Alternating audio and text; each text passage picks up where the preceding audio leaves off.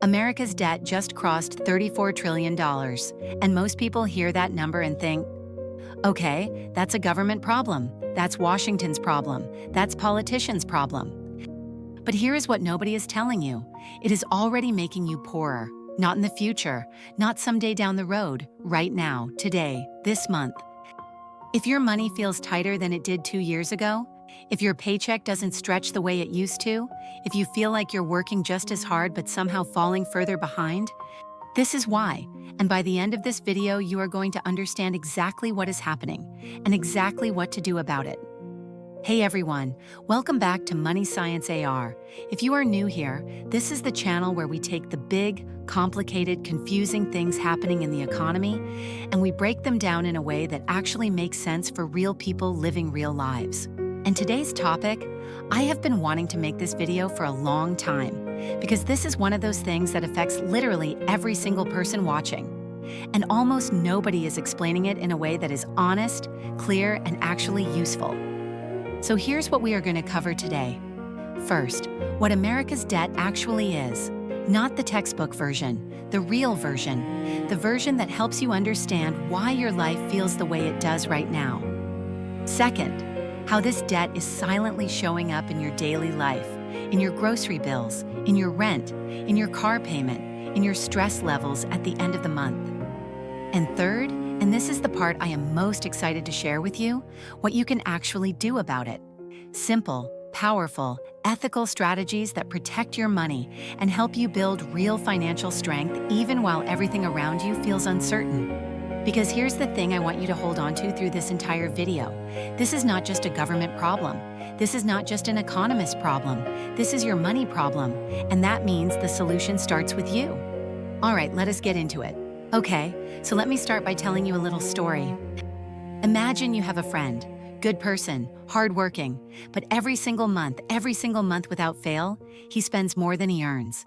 His income is solid, but his expenses are always just a little bit higher. So what does he do? He borrows the difference, puts it on credit, tells himself he will figure it out later. Now imagine he has been doing this not for 1 month, not for 1 year, but for decades, and the balance he owes has now grown to a number so large that even the interest payments on that balance are bigger than most of his other expenses combined. That friend is the United States government. America owes over $34 trillion right now, and I know that number does not feel real. It is so large that our brains genuinely cannot process it intuitively. So let me give you a frame of reference that might help. If you spent $1 million every single day starting from the day Jesus was born, you still would not have spent $1 trillion by today. America's debt is 34 times that amount. 34 times.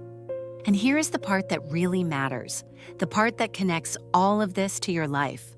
The government has 2 ways to cover its expenses. 1, it collects taxes. 2, when taxes are not enough, it borrows money.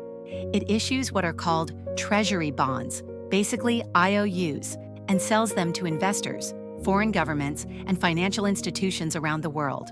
Now, for a long time, this worked okay. The economy was growing fast enough that the debt felt manageable. But here is where the story changed. After the September 11th attacks, the United States entered 2 prolonged military conflicts, Afghanistan and Iraq. The long-term costs of those wars, including decades of veteran care, exceeded $8 trillion. Then the 2008 financial crisis hit, and the government spent trillions more bailing out banks and stimulating the economy. Then COVID-19 arrived, and in roughly 18 months, the government deployed approximately $5 trillion in relief and stimulus. Each time, more borrowing, more debt, and through all of it, the revenues never kept pace with the spending. So here we are, $34 trillion in debt, and the United States is now paying over $1 trillion per year, every year, just in interest on that debt. Not paying it down, not reducing the principal, just servicing the interest. That is more than the entire defense budget, more than Medicare spending, more than anything else except Social Security. And that money, that $1 trillion in annual interest payments, has to come from somewhere. And here is where your story and the government's story begin to intersect, because that pressure, that enormous financial pressure, does not stay in Washington. It does not stay in government budget meetings and congressional hearings. It travels. It moves through the entire economic system. And eventually, it shows up in your life. Let me show you exactly how. Now, this is the part of the video I really need you to pay attention to, because most people, when they hear about government debt, they tune out. They think it is abstract. They think it is someone else's problem. But what I am about to show you is not abstract at all. This is your grocery bill. This is your rent. This is your car payment. This is why your paycheck feels like it disappears before the month is even over. Let us talk about what is really happening. Okay, so let me walk you through this step by step, and I want you to think about your own life as I explain each one of these, because I think by the end of this section, a lot of things are going to start making sense that maybe did not before. Let me ask you something. Have you noticed that your groceries cost more than they did 2 or 3 years ago? That a restaurant meal that used to cost you $20 now costs $30? That your utility bills are higher, your rent is higher, your insurance is higher, even though your income has not gone up at the same pace? That is inflation. And inflation is not random, it has a cause. Here's the simple version. When the government borrows and spends enormous amounts of money, and when the central bank creates new money to help finance that spending, more money flows into the economy. But the amount of goods and services available does not automatically increase at the same rate. So you have more money chasing the same amount of stuff, and when that happens, prices go up. Between 2021 and 2023, Americans experienced the highest inflation rate in 40 years. The average family was spending approximately $700 more per month in 2022 than they were in 2019 for the exact same lifestyle, same groceries, same gas, same utilities, $700 extra every month, gone. You are not imagining it. You are not bad at managing money. The purchasing power of your dollar has genuinely declined, and the root cause connects directly back to a system built on ever-increasing debt. Now here is what happened next. To fight that inflation, the Federal Reserve, America's central bank, raised interest rates dramatically, from near zero in 2021 to above 5% in 2023, the fastest rate increase in modern American history. And when interest rates rise, the cost of financing everything in your life rises with it. Think about mortgages. In 2021, you could get a 30-year fixed mortgage at under 3%. By 2023, that same mortgage was above 7%. On a $400,000 home loan, that is the difference between a monthly payment of around $1,600 and a monthly payment of around $2,600. $1,000 more every single month for the exact same house. Think about car loans. Average auto loan interest rates climbed above 8%. A car that was affordable in 2021 became genuinely difficult to finance by 2023. Think about credit cards. The average credit card interest rate crossed 21%. If you are carrying a balance on a credit card right now and only making minimum payments, the interest alone is consuming a significant portion of every payment you make. You are running in place, or worse, going backward. The debt crisis does not knock on your door and announce itself. It just quietly makes everything more expensive, month by month, bill by bill, until one day you look at your bank account and wonder where it all went. Now, this is the part that most people completely ignore, and I understand why. It feels distant. It feels like a problem for future you.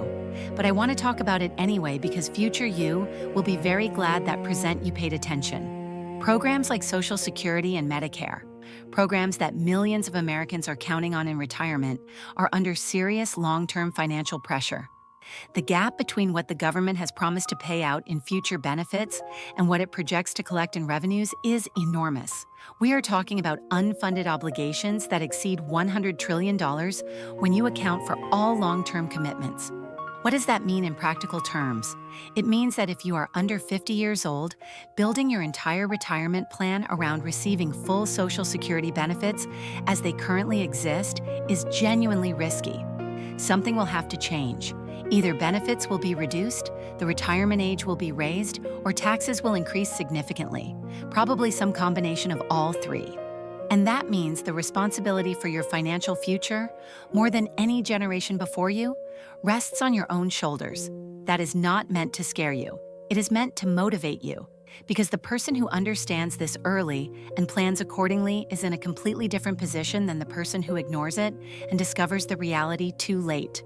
Okay, so at this point, you might be feeling a little overwhelmed, maybe a little frustrated, and honestly, that is a reasonable response to what we just talked about. But here is where I want to shift the energy completely, because the real question is not, is debt a problem? We have established that it is. The real question is, what do you do about it?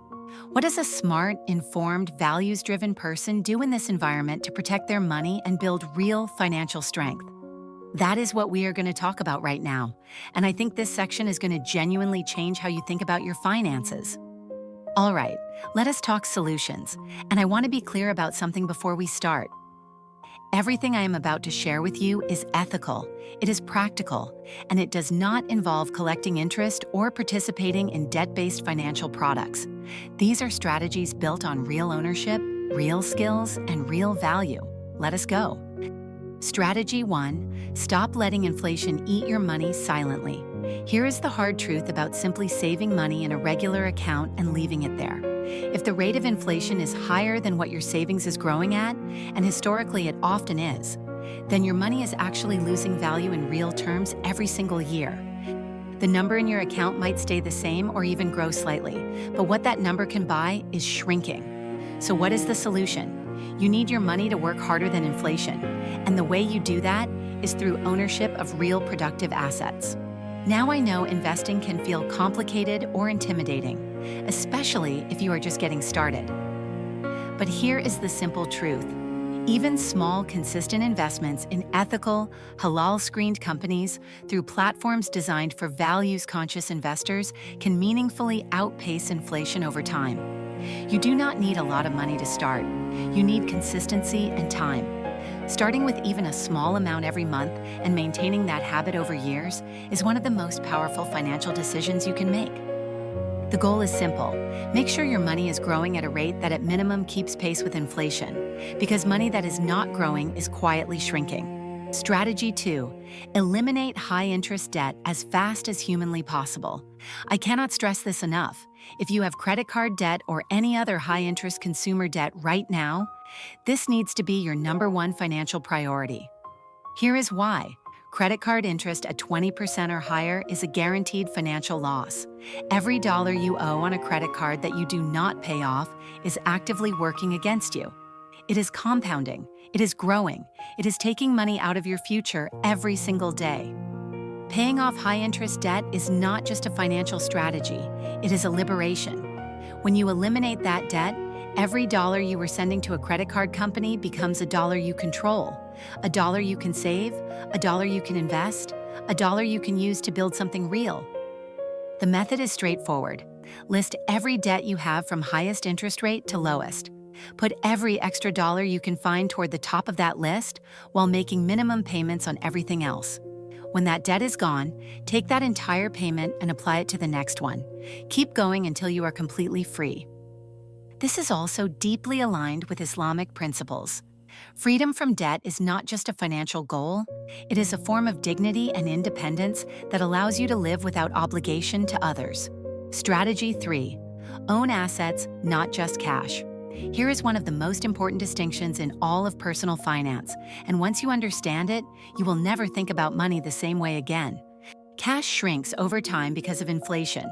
Assets, real productive assets, tend to grow over time, and the wealthy have understood this for generations.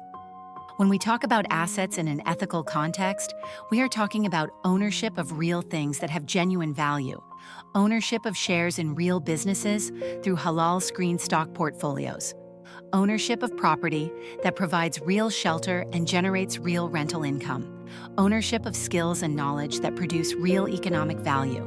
These are assets. These are things that compound and grow and build real wealth over time. The shift from thinking like a saver, keeping cash and hoping it holds its value, to thinking like an owner, acquiring things that generate value and appreciate, is one of the most transformative financial mindset changes you can make. Start small if you need to, but start. The most important step is the first one. Strategy 4. Build multiple income streams. This is the strategy that I think has the highest potential to genuinely transform your financial life. And it is the one most people overlook because they are so focused on managing what they already earn. Here is the reality. In an economy where costs are rising and real wages are stagnating for many people, earning more is often more powerful than saving more, and you do not need to make a dramatic leap to get started. What skill do you have that someone else would pay for? What knowledge do you carry that has value to others? Freelancing, consulting, teaching, coaching, creating digital content, offering a service in your community. These are all legitimate halal sources of income that you can build alongside your regular work. Even an extra $500 a month changes your financial picture meaningfully. Over a year, that is $6,000. Money you could use to eliminate debt faster. Money you could use to invest. Money you could use to build an emergency fund that gives you genuine security. And over time, as those income streams grow, you begin to move toward a position of real financial independence, where multiple sources of income are flowing into your life simultaneously, where a single job loss or setback does not define your entire financial situation. That is the goal, and every step in that direction matters. Strategy 5. Build a real emergency fund, 6 months. That is the target. 6 months of your essential living expenses, rent, food, utilities, transportation, held in a readily accessible place where you can get to it immediately if you need it. This is not glamorous. It is not exciting, but it is the foundation beneath everything else. Because without an emergency fund, every unexpected expense becomes a crisis. Every job disruption becomes a debt spiral. Every medical bill becomes a financial setback that takes years to recover from. With an emergency fund, those same events become manageable inconveniences. You handle them. You move on. Your financial plan stays intact. Build this first. Before you invest significantly, before you pursue big financial goals, make sure the foundation is solid, because a financial life built without this foundation is vulnerable to collapse at the first serious storm. Strategy 6. Invest in your most valuable asset, yourself. I want to close the strategy section with this one because I genuinely believe it is the most underrated financial move available to most people. Your skills, your knowledge, your professional capability, these are assets. And like any asset, they can be developed, grown, and compounded over time. A person who deliberately and consistently invests in building genuinely valuable expertise will out-earn and out-save a passive investor with average skills over the course of a career. What area of your skills is most valuable right now? Where is demand growing? Where could developing one new capability meaningfully increase what you are able to earn? Spend time every week, even 1 or 2 hours, learning, reading, practicing, and developing. Take a course, find a mentor, study the craft of your field more deeply than your peers. The return on genuine expertise compounds for your entire working life. This is also beautifully aligned with Islamic values. The pursuit of knowledge is honored and encouraged, and in this case, the pursuit of knowledge also happens to be one of the highest return financial investments you can make. I want to share something with you that goes a little deeper than strategies and numbers. The system that produced $34 trillion in national debt was built on a specific set of assumptions, that it is okay to borrow against the future, to consume today. That debt is just a neutral tool. That growth will always outpace the consequences. And most people, without realizing it, have built their personal financial lives on the same assumptions. Credit cards for things they cannot afford. Car loans that stretch for 7 years. Financial decisions made based on monthly payments rather than total cost and real value. And then they wonder why. Even as the economy shows positive numbers, they personally feel like they are falling behind. They are working harder than ever, earning more than their parents did at the same age in nominal terms. But somehow the financial pressure never seems to ease. Here is the truth. That feeling is real, and it is connected to something systemic.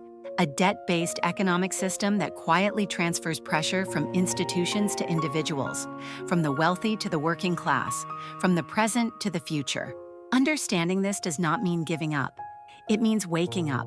It means seeing clearly what is happening and making intentional choices to build your financial life on a different foundation. One built on ownership rather than debt, on real value rather than speculation, on discipline rather than consumption, on generosity rather than accumulation without purpose. That is why today, even people earning more than ever before still feel like they are falling behind. It is not because they are bad with money. It is not because they are not working hard enough. It is because they are operating inside a system that was not designed with their interests at the center. A system built on debt that creates pressure, and that pressure rolls downhill until it lands on ordinary people living ordinary lives. But here is what I know to be true. The person who understands this really understands it and makes even a handful of clear, intentional financial decisions in response to it. That person changes their trajectory completely, not overnight, but permanently. So let me bring it all together for you. America's debt is not just a number on a screen in Washington. It is a force, a real economic force that is already shaping your cost of living, your financial options, and your future security. Some people will watch this video and go back to their lives exactly as they were, and I understand that. Change is hard, and the problems we talked about today are big. But some of you, and I believe you are watching right now, are going to take even one thing from this video and act on it. Maybe you are going to start tracking your spending seriously for the first time. Maybe you are going to commit to eliminating one debt. Maybe you are going to open a halal investment account and put in even a small amount this month. Maybe you are going to spend 1 hour this week developing a skill that can grow your income. Whatever that one thing is, do it. Because in a changing economy, the difference between the people who thrive and the people who struggle is almost never luck. It is knowledge, and it is the willingness to act on what you know. That is what Money Science AR is here for. Every single week, real financial knowledge explained honestly in a way that actually helps you move forward. If this video gave you value today, and I genuinely hope it did, please take 1 second and hit that like button.